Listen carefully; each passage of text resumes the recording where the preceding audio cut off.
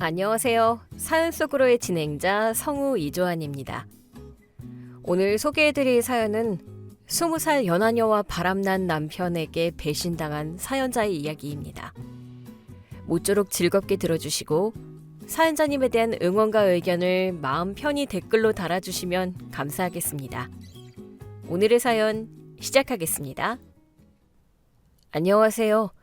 저는 현재 강남 한복판에서 꽤 잘나가는 반찬 프랜차이즈 대표를 맡고 있는 김미숙입니다. 이야기의 시작은 1년 전. 제 53번째 생일날로 돌아갑니다. 하지만 그날의 사단을 이해하려면 먼저 제 지난 30년 세월을 아주 조금은 설명해드려야 할 것 같네요. 그래야 제가 왜 그날 눈물 한 방울 흘리지 않고 그 집을 걸어 나왔는지 이해하실 테니까요. 저는 23, 꽃다운 나이에 남편 박성훈을 만났습니다. 당시 남편은 빚만 3억이 넘는 빈털터리 사업가 지망생이었죠. 시댁? 말도 마세요. 시어머니는 시장통에서 생선을 파시며 억척같이 아들 하나만 바라보고 사신 분이었는데 며느리인 저를 공짜 일꾼 정도로 생각하셨습니다. 에피소드 하나 들려드릴까요? 결혼 초창기였습니다. 남편이 하던 섬유 사업이 쫄딱 망해서 빚쟁이들이 집에 들이닥쳤을 때였어요. 빨간 딱지가 온 집안에 붙고 남편은 무섭다고 장롱 속에 숨어 벌벌 떨고 있었죠. 그때 그 빚쟁이들을 상대한 건 저였습니다. 사장님들, 여기 딱지 붙인다고 돈이 나옵니까? 이 사람 잡아가면 콩밥밖에 더 먹어요? 제가 갚습니다. 제가 미싱을 돌리든 식당 설거지를 하든 해서 매달 이자 안 밀리고 갚을 테니까 그 기계만은 놔두고 가세요. 기계가 있어야 돈을 벌어서 갚을 거 아닙니까? 아줌매, 그 말 책임질 수 있어? 남편 놈은 코빼기도 안 보이는데 여자가 깡이 좋네. 제 이름 김미숙 석자 걸고 씁니다. 대신 이자율 좀 낮춰주세요. 원금 상환기간도 2년만 더 늘려주시고요. 그렇게 저는 낮에는 남편 공장에서 격리로, 밤에는 식당 설거지로 투잡 쓰리잡을 뛰어 5년 만에 그 빚을 다 갚았습니다. 남편이요? 그는 제가 벌어온 돈으로 자재 사서 납품하면서 거래처 사장님들한테 술이나 얻어먹고 다녔죠. 회사 규모가 좀 커지고 살만해지니 또 다른 전쟁이 시작되더군요. 바로 임신 문제였습니다. 결혼 10년 차가 되도록 아이가 없자 시어머니의 히스테리는 극에 달했습니다. 어느 날은 시어머니가 검은 비닐봉지를 식탁 위에 툭 던지시더군요. 이거 다려 먹어라. 용하다는 한의원 가서 지어온 거다. 어머니, 이게 뭐예요? 냄새가 좀 역한데요? 잉어 푸 고운 물에다가 아들 낳는다는 약재는 다 때려 넣은 거야. 네가 파치부시라니 씨가 한 자라지. 이거 먹고 이번 달에는 기어이 소식 가져와야 한다. 안 그러면 나 죽을 때 눈 못 감는다. 비닐봉지 안에는 정체불명의 탕약이 들어있었는데 냄새만 맡아도 구역질이 올라올 지경이었습니다. 하지만 남편은 옆에서 TV 채널이나 돌리며 한마디 거들더군요. 엄마 성의 봐서 그냥 눈 딱 감고 마셔. 당신이 예민하게 구니까 애가 더 안 들어서는 거 아니야. 저는 그때 그 탕약을 싱크대에 들이부으려다 참았습니다. 그리고 남편을 똑바로 쳐다보며 말했죠. 여보, 병원 검사 결과 기억 안 나? 의사 선생님이 분명히 말했잖아. 나는 지극히 정상이라고. 문제는 당신 활동성 떨어지는 그놈의... 알았어. 조용히 좀 해. 엄마 듣잖아. 네, 사실 남편은 심각한 남성 불임, 정확히 말하면 무정자증에 가까운 희소정자증 진단을 받았었습니다. 하지만 그 자존심 하나 지켜주겠다고 시어머니 앞에서는 제가 죄인인 척 입을 다물어줬던 거죠. 그게 제 인생 최대의 실수였다는 걸 그때는 몰랐습니다. 세월이 흘러 남편 회사는 연매출 50억이 넘는 중소기업으로 성장했습니다. 물론 그 회사의 자금 관리, 거래처 계약, 세무조사 방어까지 실질적인 경영은 제가 도맡아 했지만 명함에는 남편 이름만 대표이사로 박혀 있었죠. 남편은 밖에서 사장님 소리 들으며 어깨에 힘주고 다니는 걸 좋아했으니까요. 그런데 1년 전부터 남편이 이상해지기 시작했습니다. 평소엔 러닝셔츠 바람으로 거실을 활보하던 인간이 갑자기 헬스장을 끊고 향수를 뿌리기 시작하더군요. 그리고 주말마다 골프 모임이다, 해외 바이어 미팅이다 하며 외박이 잦아졌습니다. 결정적인 에피소드는 3개월 전이었습니다. 남편 양복 주머니를 정리하다가 호텔 영수증과 보석상 영수증이 나왔습니다. 금액이 무려 500만 원. 저는 그날 저녁 밥상머리에서 남편에게 물었습니다. 여보, 이번 달 법인카드 내역 보니까 특급 호텔 결제가 있던데? 거래처 접대치고는 금액이 너무 큰 거 아니야? 그리고 티파니 목걸이는 누구 주려고 산 거야? 남편은 밥을 먹다 말고 사례가 들려 캑캑거리더군요.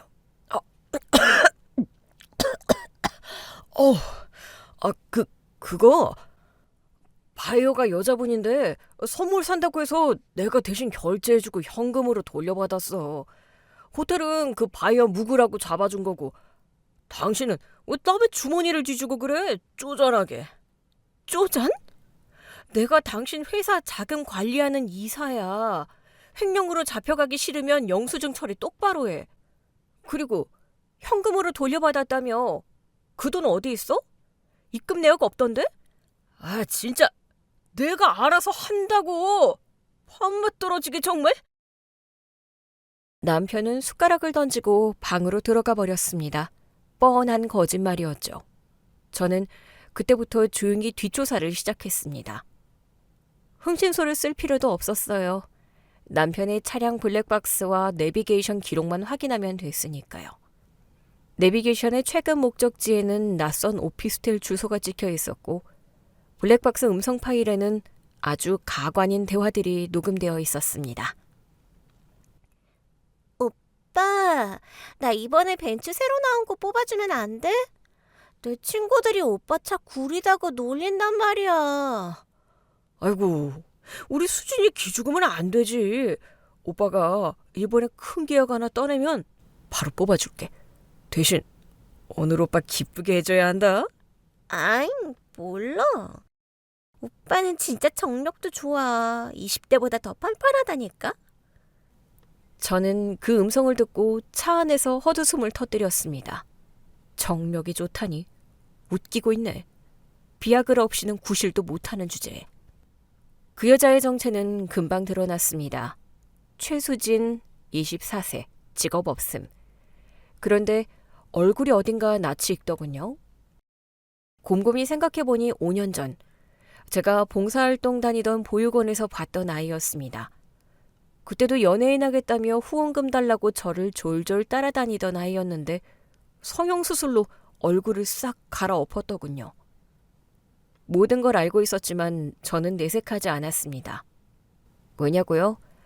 단순히 바람 피운 거 잡아서 이혼해봤자 위자료 몇 천만 원 안고 끝날 게 뻔했으니까요. 저는 그보다 더 큰 그림을 그려야 했습니다. 저 인간들이 제 발로 지옥불에 뛰어들 때까지 기다리기로 했죠. 그리고 드디어 대망의 제 생일날이 밝았습니다. 남편은 며칠 전부터 생일날 아주 큰 선물을 준비했다며 호들갑을 떨었습니다. 저는 속으로 올 게 왔구나 싶었죠. 저녁 7시. 저는 일부러 가장 화려한 옷을 입고 식탁에 앉아 있었습니다. 문이 열리고 남편이 들어왔습니다. 그리고 그 뒤로 배가 남산만하게 부른 최수진이 뻔뻔한 얼굴로 따라 들어오더군요. 여보, 생일 축하해. 이게 내 선물이야. 선물? 사람을 선물로 주나? 이 아가씨는 누구야? 인사해. 최수진이야. 그리고 내 아이를 가졌어. 지금 5개월이라네? 옆에서 과일을 깎던 시어머니가 벌떡 일어났습니다. 뭐? 아이? 그게 정말이냐? 네, 엄마. 아들이래요. 의사가 초음파 보더니 튼실한 고추가 보인다고 하더라고요. 그 말을 듣자마자 시어머니의 태도가 돌변했습니다. 20년 동안 저를 구박하던 그 표독스러운 얼굴은 사라지고 세상에서 가장 인자한 할머니 표정으로 최수진에게 달려가더군요. 아이고 세상에 부처님 하나님 감사합니다. 우리 집안 대가 끊기나 했는데 늙음하게 이런 복덩이가 굴러 들어오다니. 아가 이리 와 앉아라. 몸은 괜찮냐? 입덧은 없고? 어머니 안녕하세요. 오빠한테 말씀 많이 들었어요. 저 오빠 사랑해서 아이 가진 거니까 너무 미워하지 마세요. 미워하긴 누가 미워해? 네가 우리 집안 살린 은인이다. 세 사람은 저를 투명인간 취급하며 서로 끌어안고 난리가 났습니다. 저는 식탁 위에 놓인 물컵을 들어 바닥에 내동댕이 쳤습니다. 쨍그랑. 유리 조각이 튀자 그제야 세 사람의 시선이 제게 꽂혔습니다.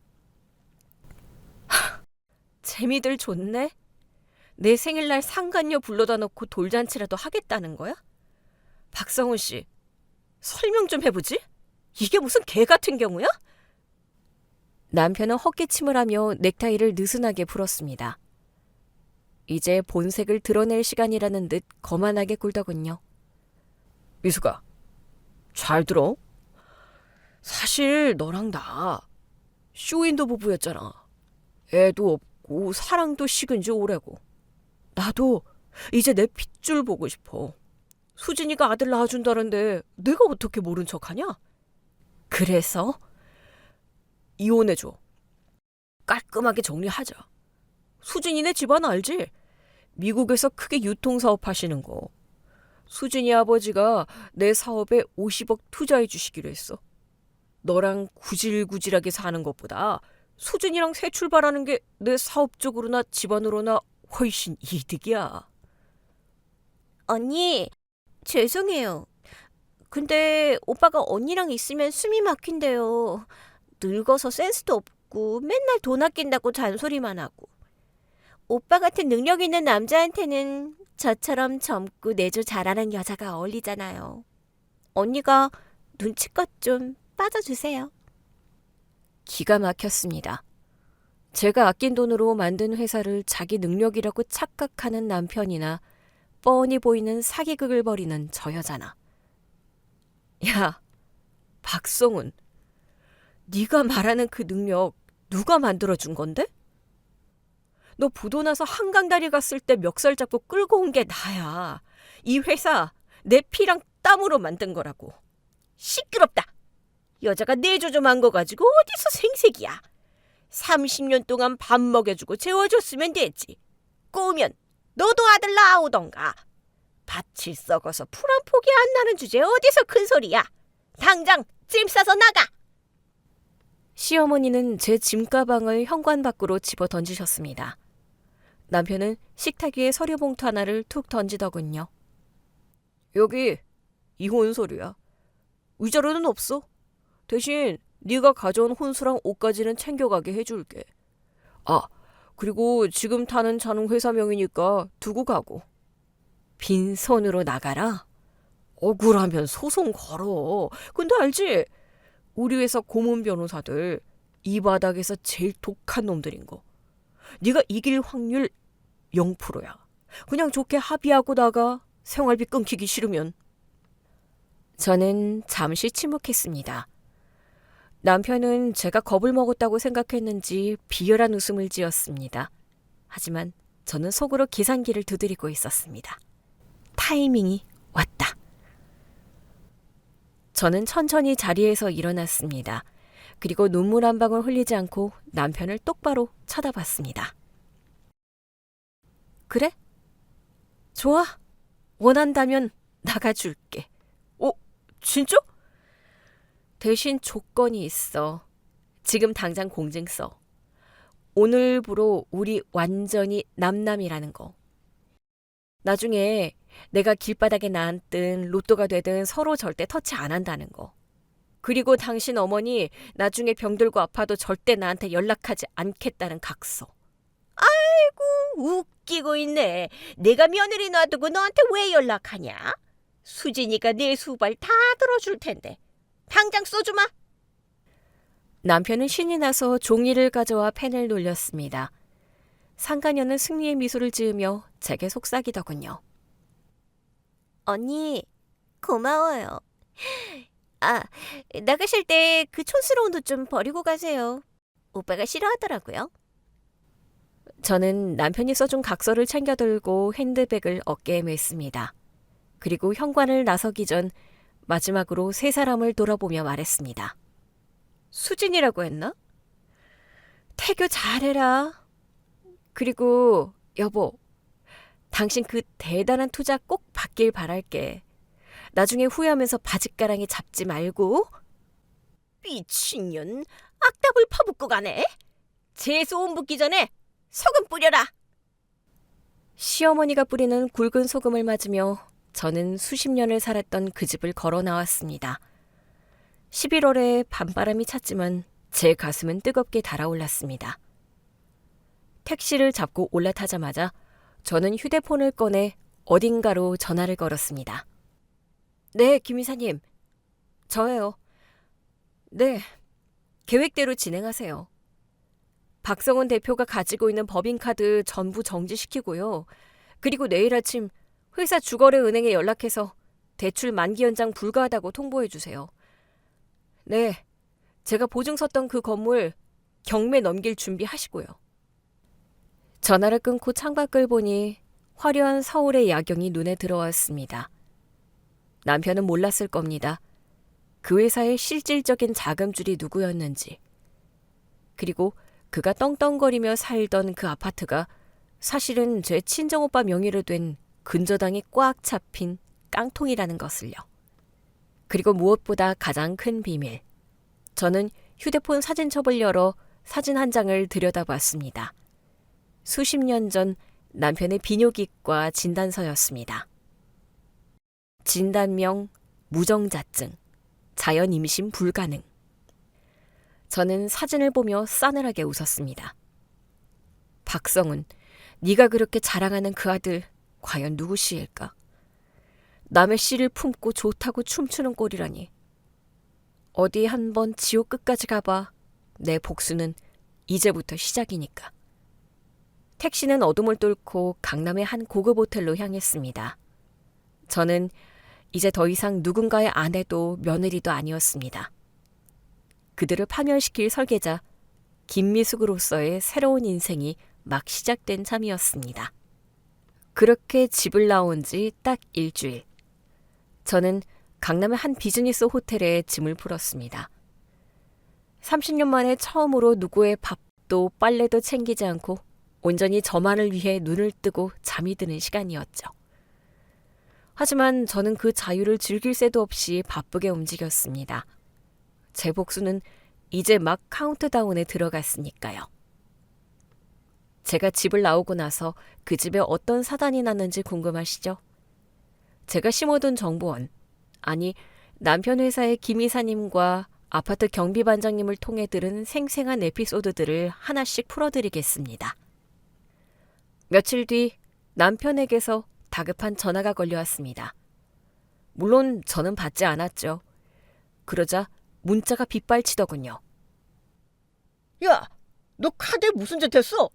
왜 정지야? 당장 풀어! 사건의 전말은 이렇습니다. 남편이 최수진 길을 살려준다며 백화점에 가서 명품 가방을 결제하려는데 한도 초과도 아니고 거래 정지가 뜬 겁니다. 손님, 이 카드는 도난 분실 신고가 되어 있는데요?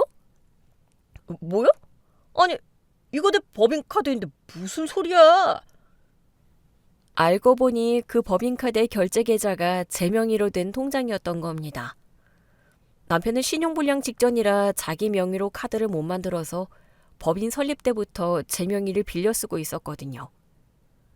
제가 나오자마자 은행에 전화해서 4명의 계좌의 모든 자동이체와 카드 결제를 중단한다고 신고해버렸으니 남편은 그야말로 깡통을 들고 쇼핑을 간 셈이었습니다. 오빠, 뭐야? 쪽팔리게. 사준다며. 직원들이 다 쳐다보잖아. 아니야. 전산 오류인가 봐.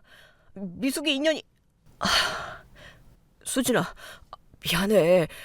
오빠가 내일 현금 찾아서 다시 사줄게. 응? 결국 남편은 망신만 당하고 빈손으로 돌아왔고 그날 밤 최수진은 스트레스 받아서 애 떨어지겠다며 난동을 피워 남편이 싹싹 빌었다고 하더군요. 최수진은 정말이지 보통 내기가 아니었습니다. 임산부는 무거운 거 들면 안 된다. 쪼그려 앉으면 애한테 안 좋다며 집안일은 손가락 하나 까딱하지 않았습니다. 결국 빨래, 청소, 설거지는 고스란히 칠순 노인네인 시어머니 몫이 되었습니다. 아이고, 내 팔자야. 며느리 드리고 호강 하나 했더니 상전도 이런 상전이 없네. 야, 수진아. 너 팬티랑 브래지어는 네가 세탁해야지. 이걸 시어머니한테 내놓냐? 어머니. 저 손목 터널 증후군이 있어서 걸레질도 못해요. 그리고 어머니는 평생 시장에서 생선도 나르셨으면서 그깟 빨래가 뭐 힘들다고 그러세요? 손질 위해서 그 정도도 못 해주세요? 뭐? 너 말 다 했냐? 엄마, 수진이 스트레스 받게 하지 마시라니까요. 쟤네 친정아버지가 알면 투자금 50억 바로 뺀다고 하실 거예요. 엄마가 좀 참아요. 50억 투자. 그놈의 가짜 투자금 때문에 시어머니와 남편은 최수진의 한여 노릇을 자처하고 있었습니다. 최수진은 소파에 누워 홈쇼핑 택배를 뜯고 시어머니는 그 박스를 갖다 버리는 기가 막힌 풍경이 연출되고 있었죠. 그들이 지지고 볶는 사이 저는 본격적으로 제 사업을 시작했습니다. 제가 30년 동안 시댁 제사며 손님 치레를 하면서 갈고 닦은 음식 솜씨. 그거 하나는 자신이 있었거든요. 강남 오피스 상권에 미숙인의 집밥이라는 반찬 가게를 열었습니다. 전략은 간단했습니다. 조미료 없는 진짜 엄마 손맛. 편의점 도시락에 질린 직장인들이 점심시간마다 줄을 서기 시작했습니다. 오픈 한 달 만에 월 매출 1억을 찍었고 프랜차이즈 문의가 쇄도했습니다. 어느 날 가게로 낯익은 화환이 하나 배달 왔더군요. 축 발전. 주 성운 섬유 대표 박성운. 기가 차서 전화를 걸어보니 남편이 아주 거만한 목소리로 받더군요. 미숙아, 소식 들었어. 반찬 가게 한다며? 그 꼴랑 콩자반 팔아서 입에 풀칠은 하냐? 오빠가 화환 하나 보냈다. 나중에 망하면 얘기해. 우리 회사 구내식당 아줌마 자리 하나 비워둘 테니까. 그래? 고맙네. 근데 너네 회사 구내식당 식자재 대금 3달 밀렸다면서? 거래처 사장님이 나한테 전화와서 하소연하시더라. 네 걱정이나 해. 뭐? 아니 그걸 네가 어떻게... 끊어. 사실 남편 회사는 자금난에 허덕이고 있었습니다. 제가 관리하던 자금줄을 싹 끊어버렸으니 당연한 수순이었죠. 어음막을 돈이 없어서 여기저기 사채를 끌어다 쓰고 있다는 소문이 파다했습니다. 자금난에 시달리던 남편은 최수진에게 매달리기 시작했습니다. 수진아, 아버님 투자는 언제 들어와? 회사 자금이 좀 빡빡해서 그래. 그러자 최수진이 울상을 지으며 연기를 시작했습니다. 오빠, 사실은 아빠가 오빠를 시험해 보시겠대. 시험? 아빠가 미국에서 송금하려면 절차가 복잡하대. 오빠가 얼마나 나를 사랑하는지 그리고 신용도가 얼마나 되는지 증명해야 한다나 봐. 성의를 좀 보이면 바로 50억 쏘시겠다. 성의? 얼마나? 일단 급한 대로 한 3억 정도? 아빠 비서한테 로비 자금 명목으로 보내야 해. 알지? 미국은 로비가 합법인 거. 이거 보내면 일주일 안에 50억 바로 꽂힌대. 멍청한 남편은 그 말을 철석같이 믿었습니다. 하지만 당장 현금 3억이 어디 있겠습니까? 결국 남편은 손대서는 안 될 돈에 손을 댔습니다. 바로 회사 직원들 퇴직금 적립통장과 거래처 결제 대금이었죠. 사모님, 아니 대표님, 박 대표가 기어이 사고를 쳤습니다. 오늘 몰래 법인인감 들고 나가서 직원 퇴직연금 해약하고 제2금융권에서 회사 명의로 고금리 대출까지 받았습니다. 총 5억 정도 됩니다. 네, 증거자료 다 확보해 두세요. 횡령 및 배임 혐의 빼박으로 만들어야 하니까요. 남편은 그 5억을 최수진에게 고스란히 갖다 바쳤습니다. 최수진은 남편의 볼에 뽀뽀를 퍼부었고 남편은 세상을 다 가진 듯 좋아했다고 하더군요. 그 돈이 자기 목을 조르는 밧줄인 줄도 모르고 말이죠. 제 사업이 대박나고 6개월쯤 지났을 때였습니다. 저는 거래처 미팅을 위해 백화점 VIP 라운지에 들렀습니다. 그런데 라운지 입구에서 시끄러운 소리가 들리더군요. 고객님, 죄송하지만 이 카드는 한도 초과입니다. 진짜 오빠 뭐야? 1,000만 원도 안 긁혀? 이상하다. 저기요, 이거 다시 한번 긁어봐요. 그럴 리가 없는데? 남편과 최수진이었습니다. 남편은 땀을 뻘뻘 흘리며 카드를 내밀고 있었고 최수진은 짜증이 잔뜩 난 얼굴로 팔짱을 끼고 있었죠. 남편의 꼴은 말이 아니었습니다. 흰머리가 부쩍 늘었고 입고 있는 양복은 구겨져 있었으며 살이 쪽 빠져서 퀭해 보였습니다. 반면 최수진은 남편이 횡령한 돈으로 샀을 명품으로 온몸을 도배하고 있었죠.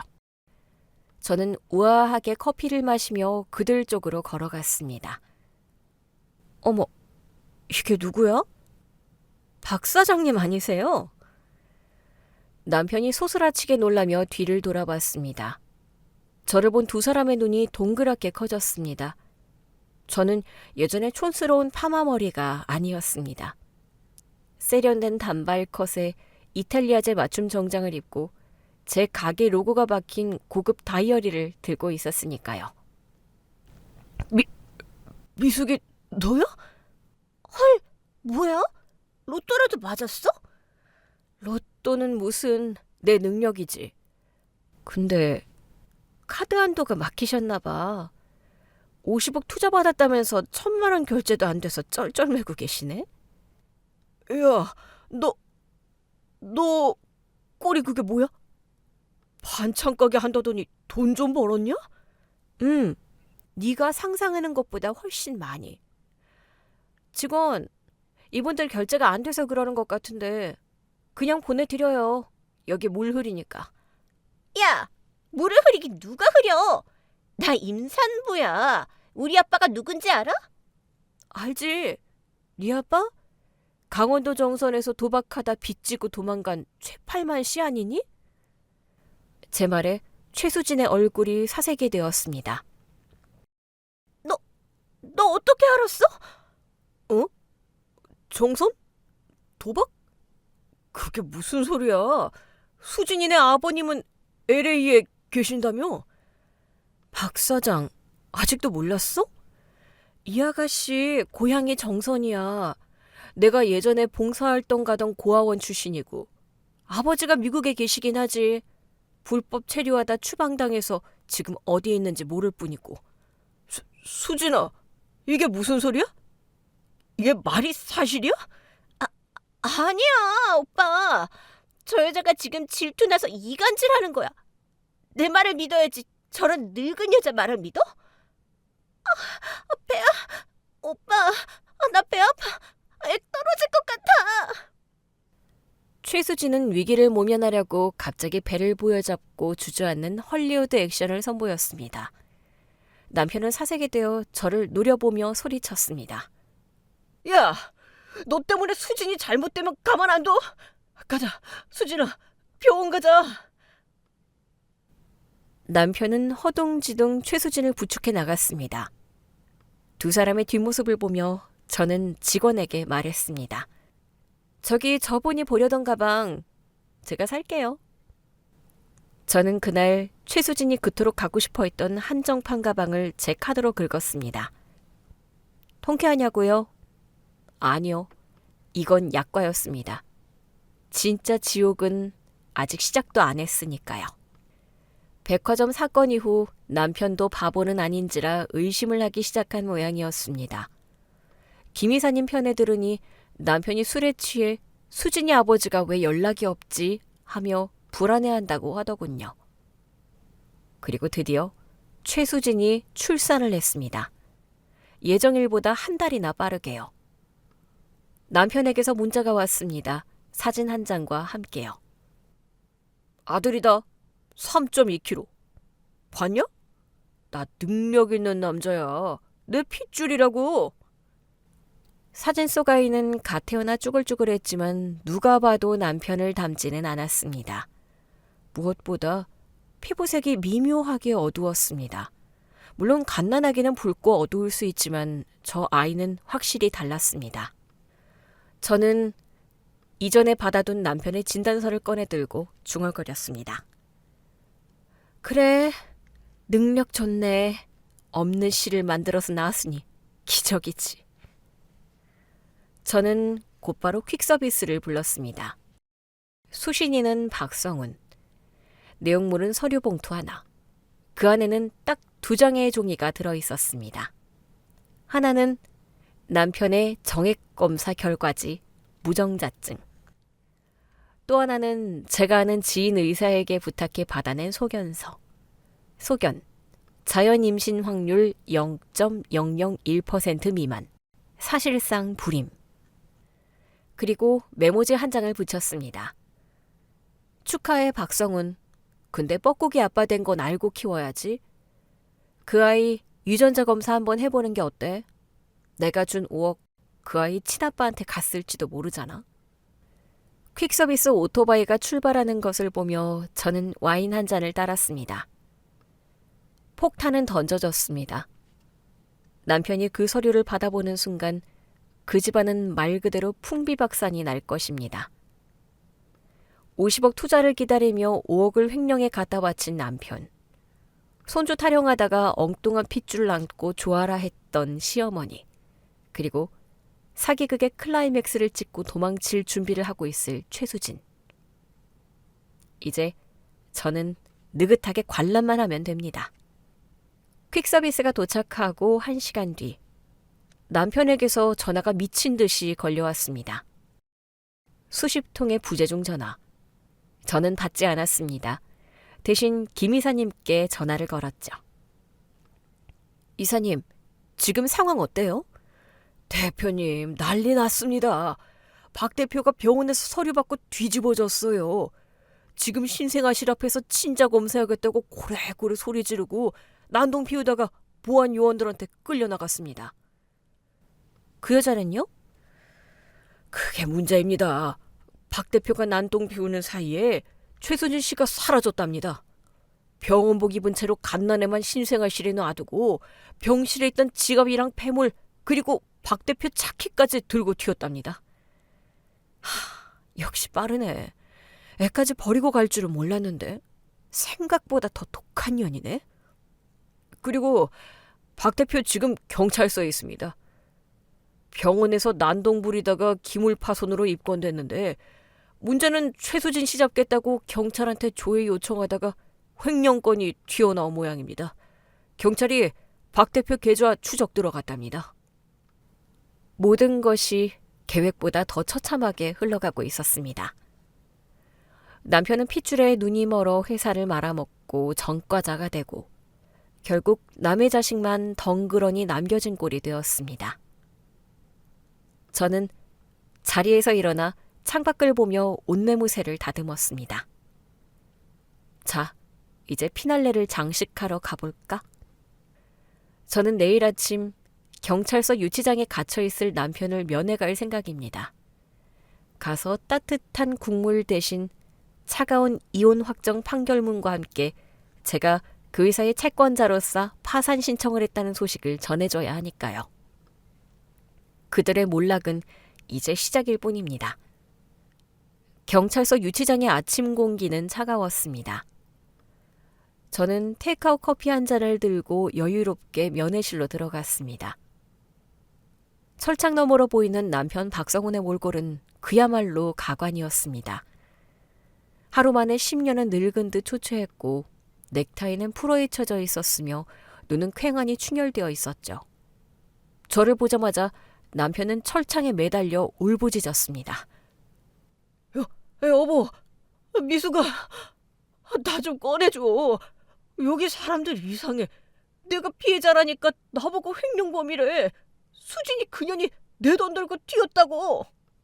진정해, 박 사장. 아니, 이제 사장도 아니지. 목소리 낮춰. 여기 보는 눈 많아. 미수가, 내가 잘못했어. 귀신에 씌었었나 봐.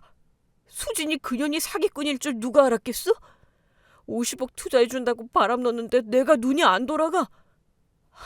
일단 나 좀 꺼내줘. 합의금이랑 변호사 비용 좀 알려주라. 내가 나가서 회사 다시 살리면 다 갚을게. 회사? 무슨 회사? 너네 회사 오늘부로 부도 처리된 거 몰라? 부도? 내가 어제 주거래은행이랑 채권단에 연락했거든. 네가 회사 돈 횡령해서 도망간 여자한테 줬다는 거 증명되자마자 바로 가압류 들어갔어. 지금 네 회사 공장에 빨간 딱지 붙고 난리 났을걸? 남편은 다리에 힘이 풀렸는지 바닥에 주저앉았습니다. 하지만 헛소리를 하더군요. 그래도 우리 아들은 찾아야지. 수진이 그년이 애는 버리고 갔다며. 내 핏줄인데 고아원에 보낼 수는 없잖아. 저는 가방에서 서류 한 장을 꺼내 철창 사이로 밀어 넣었습니다. 어제 퀵으로 보냈던 바로 그 진단서 원본이었습니다. 아직도 그 소리니? 글씨를 못 읽는 거야? 안 읽고 싶은 거야? 잘 봐. 무정자증. 볼거리 앓고 나서 네 고환 기능 완전히 정지됐어. 자연 임신 확률? 제로야, 제로. 거짓말. 엄마가 용한 한의원 약 먹어서 나았다고 했어. 수진이가 임신했을 때 입덧도 배도 불렀는데 그게 다 가짜라고? 수진이 입덧? 그거 위장병이었어. 배? 걔 원래 복부 비만이 있었고 나머지는 복대 찬 거야. 그리고 네가 그렇게 애지중지하던 그 갓난아기 가서 봤어? 피부색이 좀 남다르던데? 피부색? 응. 수진이가 이태원 클럽 죽순이었던 건 알지? 거기서 만난 외국인 아이를 네 아이라고 속인 거야. 너는 생판 남해. 그것도 외국인 씨를 받아서 네 핏줄이라고 5억을 갖다 바친 거고. 남편은 충격으로 입만 뻥긋거리다 숨을 몰아쉬었습니다. 30년 동안 지켜온 헛된 자존심과 욕망이 한순간에 무너져 내리는 소리가 들리는 듯했습니다. 남편을 뒤로 하고 저는 병원으로 향했습니다. 남편이 구속된 사이 시어머니는 혼자 병원에 남겨져 그 손주를 떠안고 계셨거든요. 신생아실 앞 대기실 풍경은 참혹했습니다. 시어머니는 넋이 나간 표정으로 포대기를 안고 계셨는데 간호사들이 곤란한 표정으로 서 있었습니다. 할머니, 입원비 결제해 주셔야 해요. 그리고 산모분은 연락 안 되세요? 아기는 데려가실 거죠? 모른다. 내가 이 핏덩이를 어떻게 키워. 애미 도망가고 애비는 깜빵 가는데. 그리고 이거 내 손주 아니다. 시어머니는 포대기를 벤치에 내려놓고 도망치려 하고 계셨습니다. 제가 다가가자 시어머니가 제 손을 덥석 잡으시더군요. 아이고 미수가, 너 왔구나. 그래, 네가 조강지초인데 이산을 두고 볼 리가 없지. 네가 좀 해결해다오. 이 핏덩이 좀 어떻게 해봐. 아줌마, 왜 이러세요? 며칠 전만 해도 우리 집안 대를 이을 복덩이라면서요. 밭이 좋아서 씨가 잘 자랐다면서요. 자세히 보니까 애가 까맣다. 머리카락도 곱슬거리는 게 우리 집안 내력이락은 딴판이야. 저거 외국놈 씨가 분명해. 내가 저런 잡종을 손주라고 안고 있었다니 억울해서 못 살겠다. 잡종이라뇨? 말씀 가려하세요. 생명한테 그게 무슨 말버릇이세요? 그리고 당신 아들 박성은 무정자증인 거 당신도 알고 있었잖아요. 그건 30년 전에 저한테 그러셨죠. 남자가 흠이 있는 건 여자가 덮어줘야 한다고. 그래서 저를 성녀 취급하면서 동네방네 소문 내셨잖아요. 그 업보를 지금 돌려받으시는 거예요. 내가 잘못했다. 다 내 욕심이었어. 그러니까 제발 네가 돈도 좀 있다며 이 병원비 좀 내주고 우리 성훈이 좀 꺼내줘라. 우리가 갈 데가 어디 있니? 집도 경매 넘어간다더라. 각서 잊으셨어요? 저 그 각서 공증까지 받아놨어요. 법적으로 남남이라고요. 저는 시어머니가 잡은 손을 뿌리쳤습니다. 시어머니는 바닥에 주저앉아 통곡을 하셨고 아기는 자지러지게 울어댔습니다. 하지만 저는 뒤도 돌아보지 않았습니다. 아기는 안타깝지만 제가 거둘 이유는 없었으니까요. 자, 이제 도망간 최수진을 잡을 차례였습니다. 남편은 멍청해서 놓쳤지만 저는 달랐습니다. 남편이 제 명의로 개통해서 쓰던 업무용 폰, 최수진이 그걸 들고 튄 겁니다. 저는 대리점에 가서 위치 추적 서비스를 신청했습니다. 신호는 강원도 정선, 강원랜드 근처 모텔촌에서 잡히더군요. 역시나 도박꾼에 따른 도박장으로 돌아가는 법인가 봅니다. 저는 김 이사님과 함께 정선으로 차를 몰았습니다. 모텔방을 급습했을 때 최수진은 남자 하나와 뒹굴고 있었습니다. 남편이 횡령해서 바친 5억 중 현금으로 인출한 돈다발들이 바닥에 굴러다니고 있었죠. 뭐야? 아줌마가 여기 왜 와? 왜 오긴? 내 돈 찾으러 왔지. 그리고 너 유기죄랑 사기죄, 횡령 방조죄로 경찰에 신고 들어갔어. 웃기지 마. 이거 오빠가 나한테 준 증여야. 사랑해서 준 돈이라고. 사랑? 너 그 사랑하는 오빠 지금 유치장에 있어. 그리고 네가 낳은 그 외국인 아기 유전자 검사 결과 나왔더라. 네가 훔쳐간 그 차키랑 폐물들 다 작물인 거 알지? 그때 방문이 열리고 경찰들이 들이닥쳤습니다. 제가 미리 신고를 해뒀거든요. 최수진은 수갑을 차면서도 악을 썼습니다. 이건 나 임산부였어. 산후조리도 못했다고. 야, 김미숙, 너 두고 봐. 내가 나가면 가만 안 둬. 그래, 몸조리 잘해라. 깜빵밥이 영양균형은 잘 잡혀있다더라. 경찰들이 현장에 있던 돈 가방을 압수했습니다. 5억 중에 절반은 이미 도박으로 날렸더군요. 그래도 남은 2억 5천이라도 건진 게 어디입니까? 저는 경찰에게 참고인 조사를 약속하고 서울로 돌아왔습니다. 일주일 뒤 남편은 구속 적부심을 통해 간신히 풀려났습니다.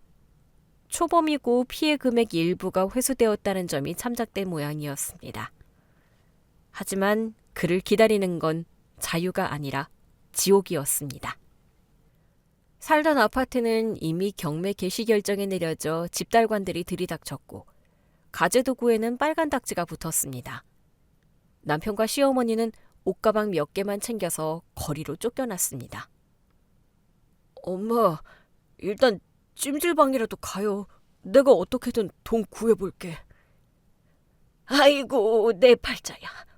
찜질방비는 있냐? 나 병원비 내느라 쌈짓돈 다 털렸다. 두 사람은 찜질방을 전전하며 노숙자나 다름없는 생활을 했습니다. 남편은 예전 거래처 사장들에게 전화를 돌려 돈을 빌려달라고 했지만 이미 바닥난 신용에 누가 돈을 빌려주겠습니까? 오히려 네 마누라한테 가서 빌라는 비아냥만 들었죠. 결국 갈 곳 없어진 두 사람은 제 가게 앞으로 찾아왔습니다. 점심시간이라 손님이 북적이는 시간이었죠. 꼬질꼬질한 차림의 남편과 시어머니가 유리창에 딱 달라붙어 안을 들여다보고 있었습니다. 대표님, 밖에 거직원들이, 저기 전 사장님 아니세요? 놔두세요. 들어오지 못하게 막고요. 남편이 문을 열고 들어오려 하자 건장한 남자 직원들이 막아섰습니다. 비켜! 나 여기 사장 남편이야! 여보, 미수가, 나 밥 좀 줘! 아가, 애미다! 우리 며칠 굶었다! 그 맛있는 잡채 좀 다오! 손님들이 눈살을 찌푸리며 수근거렸습니다. 저는 천천히 밖으로 나갔습니다. 방해하지 말고 가세요. 여기 당신들 밥 주는 무료 급식소 아니에요? 미수가, 너무한다. 그래도 30년 산 정이 있지. 우리 지금 찜질방 갈 돈도 없어. 10,000원만. 아니, 5,000원만 주라. 정? 당신이 나 내쫓을 때 뭐라고 했어? 빈손으로 나가라고 했지? 위자료 줄 돈 없다고. 나도 똑같이 해주는 거야. 야, 이년아! 똑한 년? 네가 시어머니를 이렇게 홀대하고 천벌 안 받을 줄 아냐? 내가 너 고소할 거야. 부양의무 위반으로. 법 좋아하시네요. 우리 이미 이혼 성립된 거 모르세요? 법적으로 남남이라니까요. 그리고 정 배고프시면 저기 뒤에 음식물 쓰레기통 뒤져보세요. 당신들이 나한테 줬던 짬밥보단 영양가 있을 거예요. 저는 직원들에게 소금을 가져오라고 했습니다. 그리고 1년 전 제가 당했던 그대로 소금을 2사람에게 팍팍 뿌렸습니다. 재수없게 가게 앞에서 얼쩡거리지 말고 꺼져. 한 번만 더 오면 스토킹으로 신고할 거야? 2사람은 소금을 맞으며 비틀비틀 물러났습니다. 그 처량한 뒷모습을 보는데 묘한 쾌감이 발끝에서부터 올라오더군요. 하지만 아직 마지막 한 방이 남아 있었습니다. 며칠 뒤 남편에게서 문자가 왔습니다. 미수가, 나 정말 갈 데가 없어서 그래. 예전에 내 공장 부지 옆에 있는 허름한 상가 건물 알지? 거기 2층에 비어있다는데 내가 거기로 몰래 들어가서 살까 봐. 주인도 잘 안 나타나는 건물이라는데 너 혹시 그 건물 주인 연락처 알면 좀 알려주라. 월세 나중에 준다고 사정 좀 하게. 남편이 말한 그 건물. 남편 공장이 잘 나갈 때 창고로 쓰던 낡은 건물이었는데 사실 그 건물도 제가 10년 전에 차명으로 사뒀던 건물이었습니다. 최근에 리모델링을 싹 해서 1층에는 카페가, 2층에는 사무실이 들어와 있었죠. 남편은 옛날 생각만 하고 빈 건물인 줄 알았던 겁니다. 저는 모른 척 답장을 보냈습니다. 그래? 그 건물 주인 내가 알지. 오늘 오후 3시에 그 건물 1층 카페로 와. 주인 만나게 해줄게. 오후 3시. 남편과 시어머니는 기대에 부푼 얼굴로 카페에 나타났습니다. 며칠 굶어서인지 헬쓱한 얼굴이었지만 눈빛만은 살아있더군요. 여보, 진짜 고마워. 역시 조강지처밖에 없다. 주인은 어디 있어? 내가 무릎이라도 꿇고 사정해볼게. 보증금 없이 월세만 좀 내고 살게 해달라고. 그래, 우리가 다시 재개하면 너한테 은혜 꼭 갚으마. 저는 카페 한가운데 있는 VVIP 예약석 팻말에 놓인 자리로 그들을 안내했습니다. 그리고 가방에서 서류 뭉치를 꺼내 탁자 위에 던졌습니다. 주인, 여기 있어. 어디?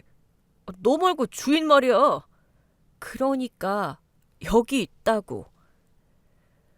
저는 서류 뭉치 맨 위에 있는 등기부등본을 펼쳐서 남편 눈앞에 들이밀었습니다. 소유자 김미숙. 남편의 눈동자가 지진난 것처럼 흔들렸습니다. 이게 뭐야? 김미숙? 동명이인이야? 날짜 봐. 2013년 매매. 네가 술 처먹고 거래처 접대한다고 돈 뿌리고 다닐 때 내가 생활비 아끼고 네가 흘린 돈 주워서 산 건물이야. 이 건물뿐인 줄 알아? 네가 살던 그 아파트 경매 낙찰받은 사람도 나야. 뭐라고? 네가 집주인이란 말이냐? 네, 어머니. 그러니까 지금 당신들이 들어가서 살겠다고 비벼보려는 그 2층, 그리고 쫓겨난 그 아파트, 다 내 거라고요. 미수가, 그럼 네가 우리 좀 살려주라. 어?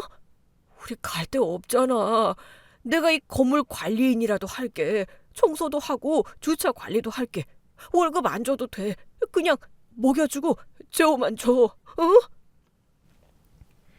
남편은 제 발밑에 엎드려 구두를 핥을 기세로 빌었습니다. 시어머니도 옆에서 손이 발이 되도록 빌었죠. 며느라, 아니 사장님, 내가 죽을 죄를 지었다. 한 번만 살려다오. 내 아들 불쌍해서 어쩌니?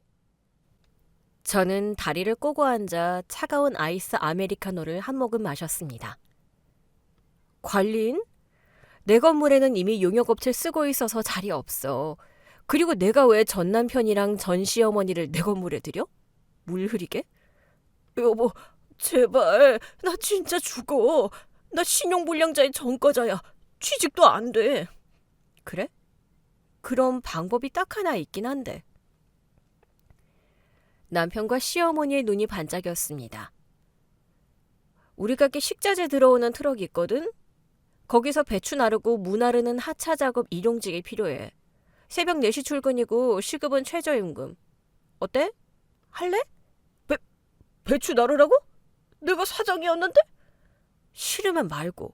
밖에 대기하는 사람 많아. 남편은 입술을 깨물더니 고개를 푹 숙였습니다. 할게. 하게 해줘. 밥은 주니? 밥은 직원 식당에서 먹어. 단 남기면 벌금이야. 그리고 아줌마는 우리 가게 마늘가는 부업하세요. 한 망에 5,000원 쳐드릴게. 옛날에 저한테 콩나물 대가리 다듬으라고 시키셨던 실력 발휘해 보세요. 마늘? 아이고, 내 팔자야. 싫으세요?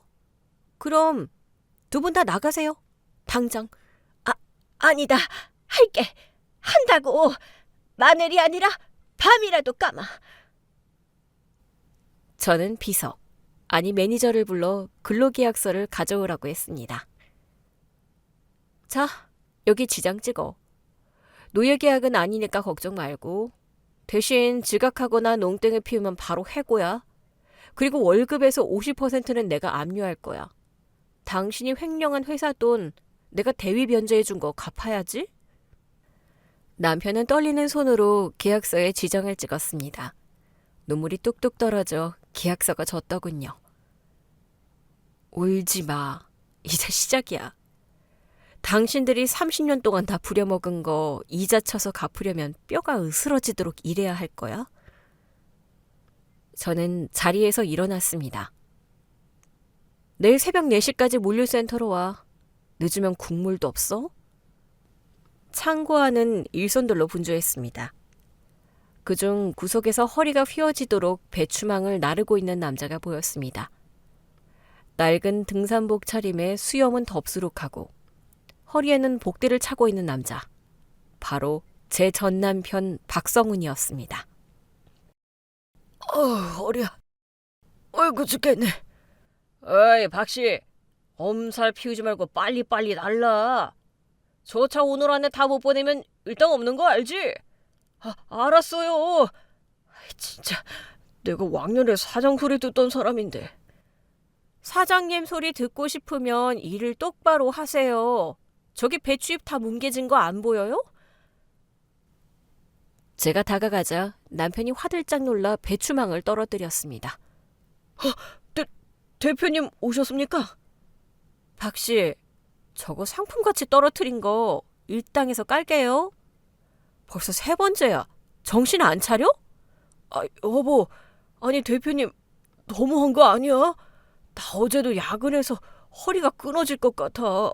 파스 값이라도 좀 챙겨주라. 파스? 여기 물류팀 직원들 다 당신보다 열심히 일해. 당신 횡령한 돈 갚으려면 앞으로 10년은 여기서 더 일해야 할 텐데 벌써 엄살이야? 남편은 입을 삐죽거리며 다시 배추를 들어 올렸습니다. 예전엔 손에 물 한 방울 안 묻히고 살던 인간이 이제는 시급 10,000원에 목숨 거는 꼴이라니. 창고 한쪽 구석에는 더 가관인 풍경이 있었습니다. 쪼그려 앉아 산더미처럼 쌓인 마늘과 도라지를 까고 있는 노인. 바로 제 전 시어머니였습니다. 아이고, 내 손톱이야. 지문이 다 달아 없어지겠네. 아줌마, 속도가 너무 느려요. 오늘 주문 물량 맞추려면 부지런히 까셔야죠. 아가, 나 좀 살려다오. 냄새나서 못해 먹겠다. 온몸에서 마늘 냄새가 진동을 해서 찜질방에서도 쫓겨나게 생겼어. 냄새요? 기억나세요? 저 시집 왔을 때 당신이 시장에서 생선 팔고 오면 비린내 난다고 제가 빨래 다 손으로 비벼 빨게 하셨잖아요. 저는 그때 입덧하는 줄 알았어요. 비린내가 너무 역해서. 그건 옛날 일이고. 똑같이 느껴보세요. 남의 눈에 피눈물 나게 하면 본인 눈에 피구름 쏟아진다는 거 몸으로 배우셔야죠. 오후에 변호사에게서 연락이 왔습니다. 최수진에 대한 1심 판결이 나왔다고요. 어떻게 나왔대요? 징역 3년 6개월 실형 나왔습니다. 사기 액수가 크고 동종 전과가 있는 데다 유기죄까지 더해져서 합의 없이는 감형 어려울 겁니다. 합의는 무슨... 깜빵에서 콩밥 먹으며 뼈저리게 후회하라고 하세요. 아, 그리고 그 아이는요? 그게 참 골 때립니다. 박성훈 씨가 자기 호적에 올렸던 거 말소하느라 친자 부존재 확인 소송하느라 돈이 꽤 깨졌어요. 유전자 검사 결과지 들고 구청 가서 울고불고 난리를 쳤다더군요. 결국 아이는 보육원으로 보내졌고 최수진이 친권 포기 각서를 써서 해외 입양 절차 밟는다고 합니다. 죄 없는 애만 불쌍하네요. 뭐 그래도 그 아이 덕분에 박성훈이 정신 차리긴 너무 늦었지만요. 전화를 끊고 나니 씁쓸했습니다. 남편은 그 아이를 내 핏줄이라며 5억을 썼고 그 5억을 갚기 위해 지금 배추를 나르고 있습니다. 없는 씨를 탓하지 않고 엄한 여자를 끌어들여 대를 잇겠다고 욕심부린 대가치고는 너무 가혹하지만 자업자득이죠. 며칠 뒤 작업 중에 시어머니가 쓰러졌다는 연락을 받았습니다. 영양실조와 과로라더군요. 저는 병원으로 향했습니다. 남편은 응급실 복도에 쪼그려 앉아 울고 있었습니다.